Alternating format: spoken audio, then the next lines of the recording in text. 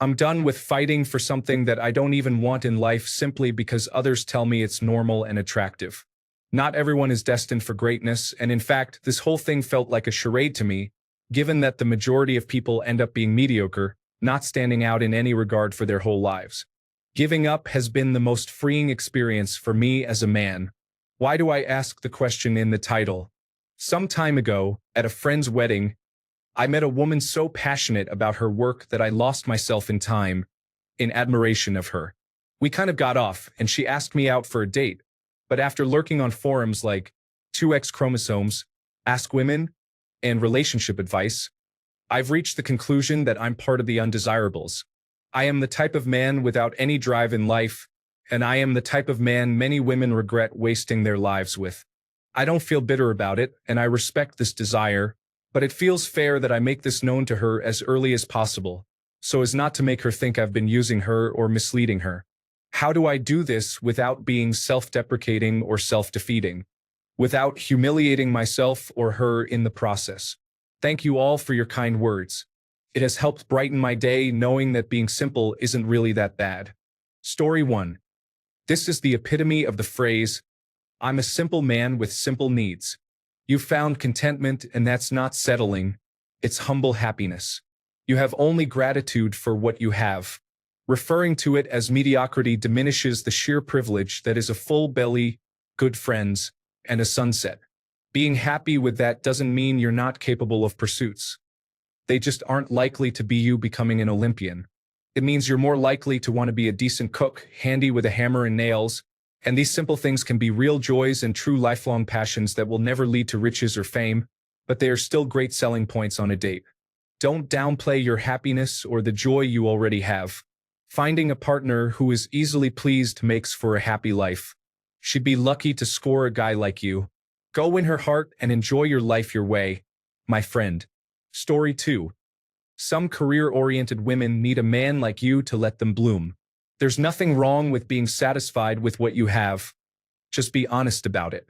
You might be the guy for her or not. Just don't pretend you are someone you are not. Story 3. I am not seeking greatness. I am seeking a content life with good people. But if you consider that to be mediocre, you might need to look at your own bias first. Story 4. I am the type of man without any drive in life, and I am the type of man many women regret wasting their lives with. Woman here checking in. You don't have to be passionate or hardworking in your career. If you are happy enough with what you do and are earning a stable income, that's all good. What women are talking about on those forums is that they want a man who is excited or passionate about something and doesn't just sit around doing nothing ever. Do you enjoy your board game group? Is hiking every Sunday your passion? Maybe you like relaxing with a cup of coffee or a glass of wine while reading a really great book in the evening. It doesn't matter what your hobby or interest is, but you should have something that motivates you.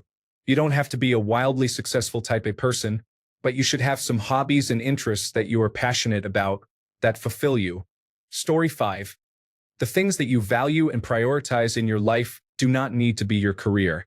Rather than it being a matter of being satisfied with mediocrity, are there other things that you care about? Building a beautiful home life is a worthwhile pursuit, as is spending time with those you love or being there to support your community in small ways. Story 6. If you word it like you did in the title, that woman is not going to stick around. It makes it sound like you do not like yourself, do not like your life, and have given up. Women do not find guys who have given up on life interesting.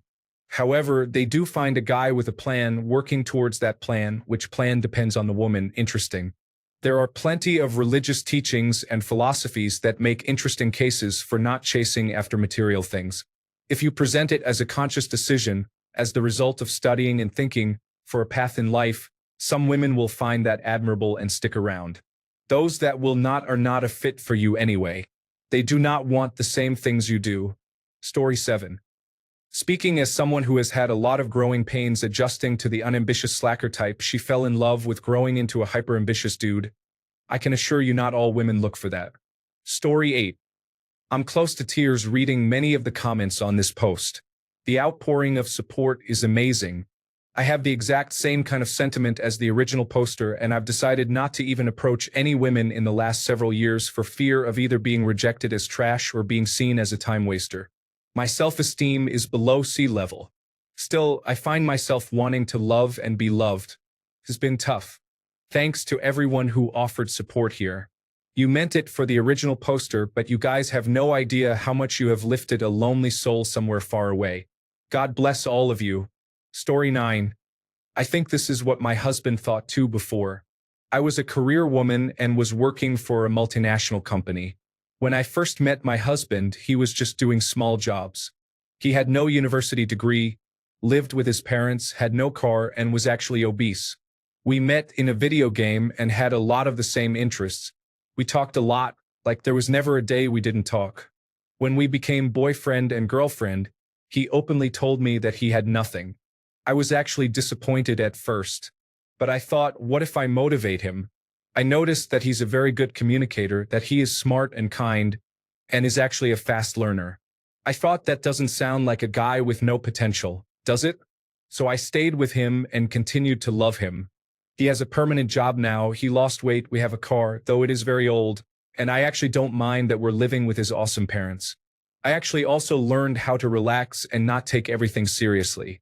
I was literally dying from kidney stones at my old job, yet I was still working because in my mind, there was nothing else but a career. I outgrew that idea because of my husband. I left that job, moved in with him, and am now pursuing something I actually enjoy. It doesn't matter that I have a university degree, it doesn't matter that I used to have an office, it doesn't matter that I earn less money. We don't have much, but we are happy. Find the woman who understands. Let her fall for your genuine character and don't lie about your background. Look for someone who will embrace it and let you grow with her support. It will take time, but do not lose hope. Story 10. So I have the same issue. I'm content with being average. I have a small accounting business, a lovely home, good friends, some cats, and a few hobbies. I enjoy life and choose a more moderate, relaxed pace.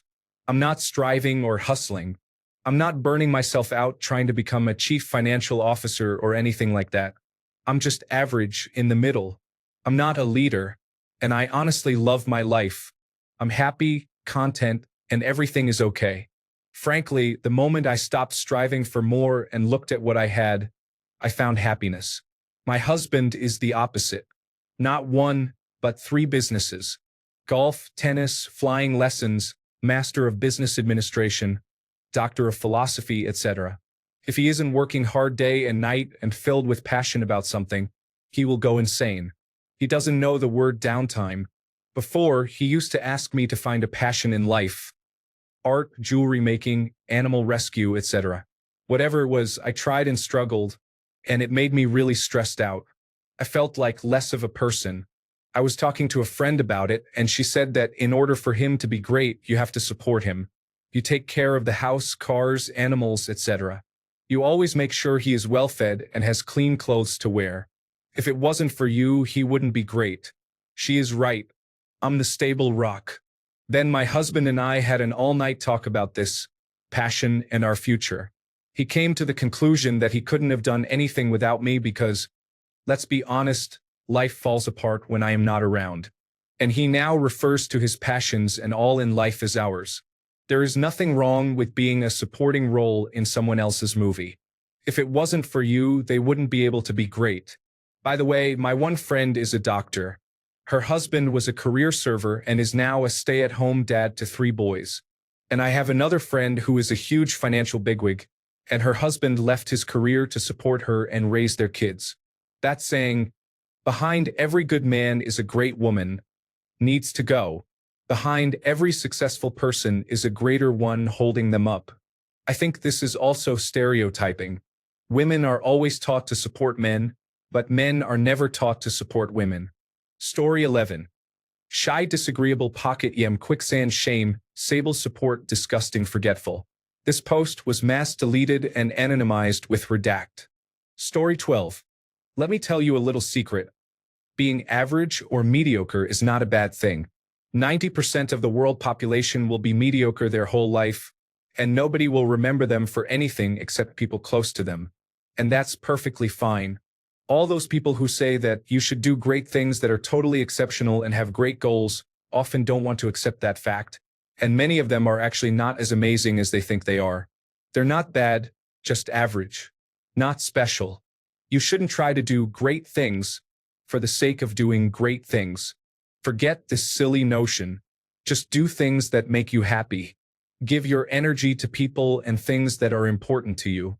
That's all you should really worry about. Story 13. For one, you should probably stay off the 2x subreddit, Ask Women, and relationship advice. You won't find much constructive feedback from those subreddits. I think your issue comes from a framing issue. There is nothing wrong with loving your life as it is and just enjoying yourself. This also doesn't have to be some grand emotion. It can be as simple as, yep, I'm doing good. The best thing you can do for yourself is own it.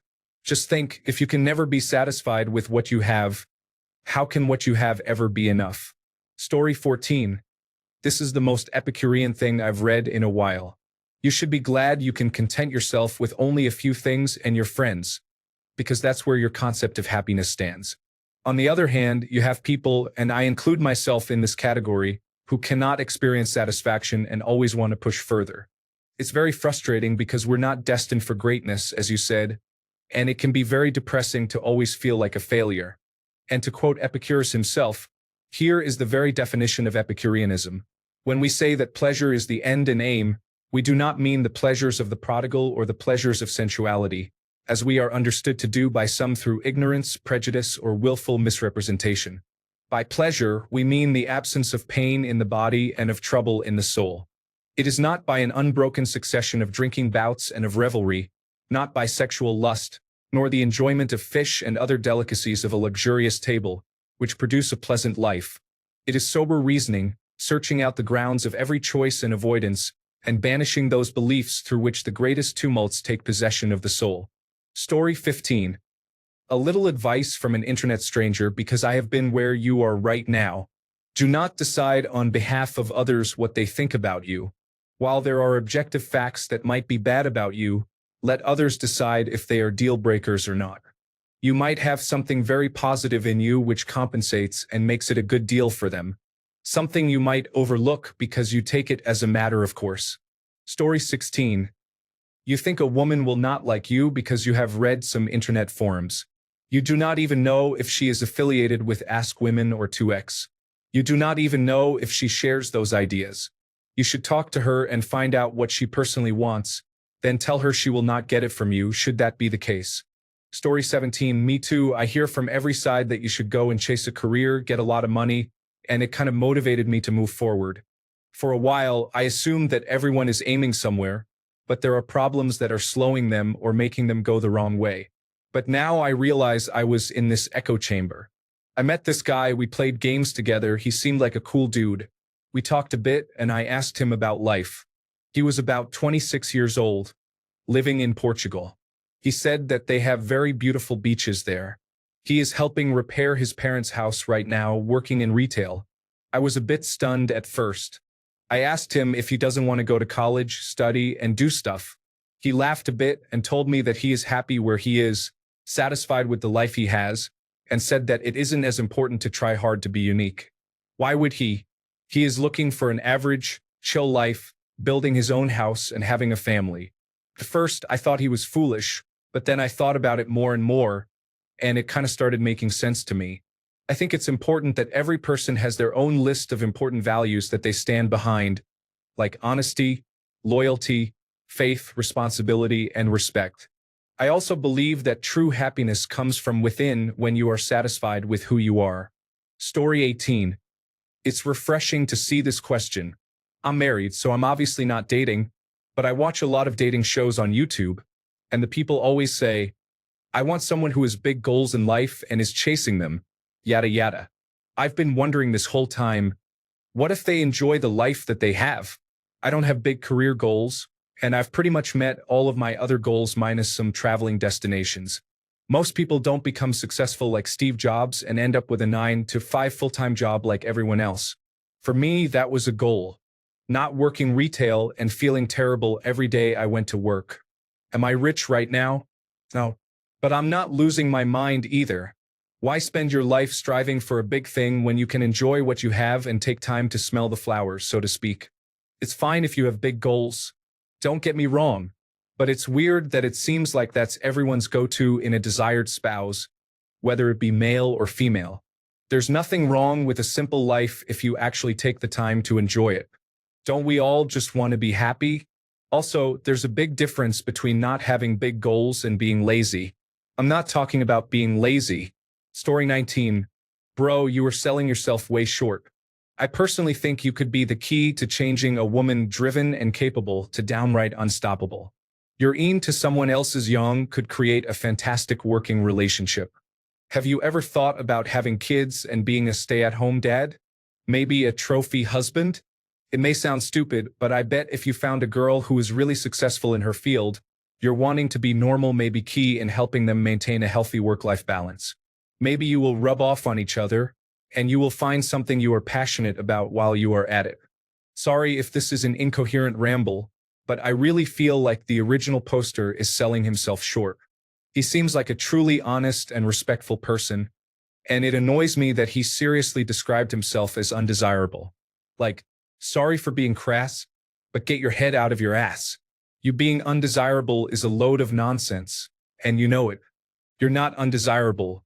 You just need to find the person that needs the skills you have, and maybe vice versa as well.